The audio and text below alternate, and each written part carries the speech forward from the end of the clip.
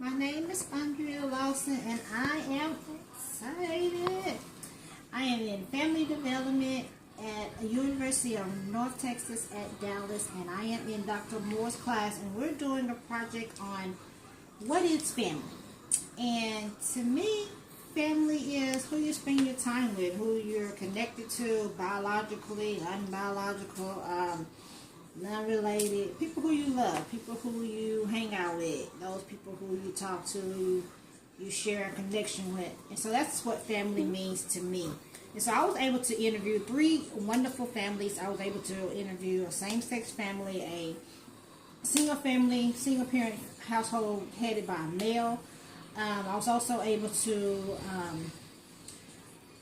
interview a traditional family. And what I found was interesting was that there were 3 different families from 3 different makeup, but how they had similar goals and similar beliefs about certain things. And so it was very interesting to be able to do it. I actually really enjoyed doing these interviews and writing this paper because it was very informative for me. And so I was able to do a same-sex family. And when I was a child growing up, I didn't see same-sex families. I didn't see them out and about. I didn't see them in the environment, in the community. It's just something that I just never did experience. But now I'm raising my own children, and how it's not hidden. Same-sex marriages have been legalized now, and you see it everywhere. You see it on TV, you see it on the internet, you see it on, you just see it all the time.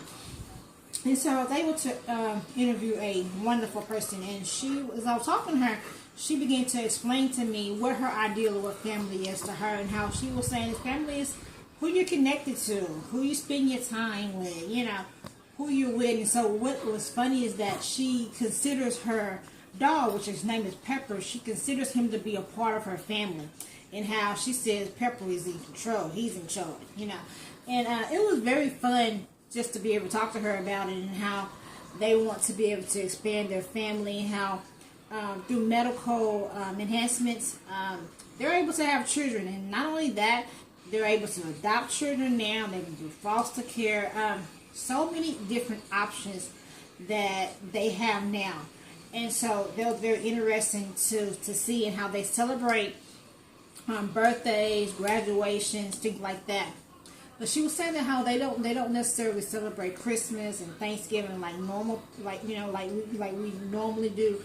But things are important to them, and how she was saying how the thing that she really wanted people to know about her family is that her family they respect each other's uniqueness, and how they respect the fact that everybody's different.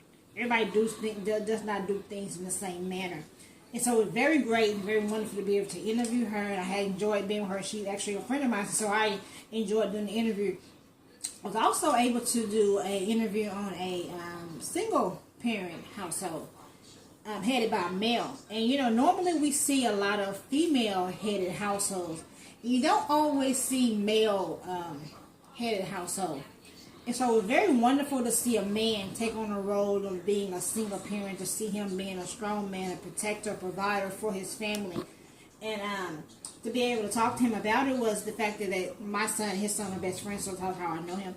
And how talk to him about how the fact that he was married and they're separated, and because of the difficulty that they've had in their marriage, because she is addicted to prescription drugs, and how she would have these panic attacks, and how she would do certain things to make the environment which they had their children in to be in a toxic environment. So he felt that it was best for him to leave and take care of his kids on his own. And so he's a great father, takes real good of his kids. But the thing that I notice about him is that he is still the same dynamic. Is that the fact is that he has to do double the work. He has to work harder. He has to give double the time. Double the energy, because it's only him. And I like the fact that he did not just take his children, the one that he has with her, but he took her kids and his kids. He took them all, and he takes care of them all. 2 of them are in college. His son stays with him, and his daughter is still with another family member. But how he takes care of all of his kids. And it was good because you don't normally see men taking care of kids.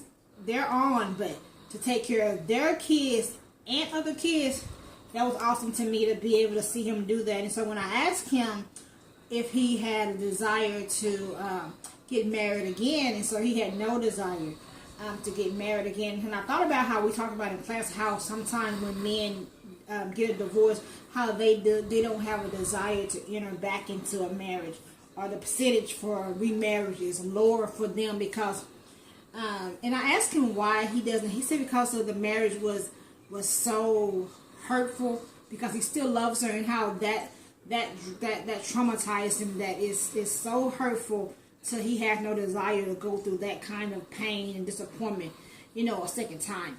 And so I hope that he decides later on, because I guess maybe because it's fresh now, that maybe he will eventually want to be married again. Because he's a great dad, and I think he'll be a great husband for somebody. So it was great to be able to interview him. Also, I was interview a traditional family. A traditional family, it's a mother and a father, and their children, and how it's like a teamwork, and how they say they work together. It's always a negotiation. It's always not just one way. It's not just you do it my way and that's it. But know how they negotiate, problems and situations and what happens in the family. And it was good to be, because even when I interviewed this family, I was able to see them interact with their family, because I did it at their home, and how to be able to see them in action with their family and see them, deal with conflicts and, things that go on in normal families. And their traditional family is changing, because we have families now that are headed by grandparents that are taking care of grandchildren. We have adoption families, people who are taking other kids who are not their biological kids and taking care of them. We have foster families. So we have so many different kinds of families that we have now that we can look to be able to be an inspiration to let us know that families are changing, and what we used to consider traditional, not necessarily traditional anymore, and that family really only means that people you love, who you take care of, and who you spend time with. And the most important thing is that we all need family. We all need somebody that we can depend on, we can count on, and who's always there for us when we really need them. And so I have enjoyed this interview, enjoyed this time, and thank you so much for listening to me, and I hope that you all have a great and blessed day. See you later. Bye.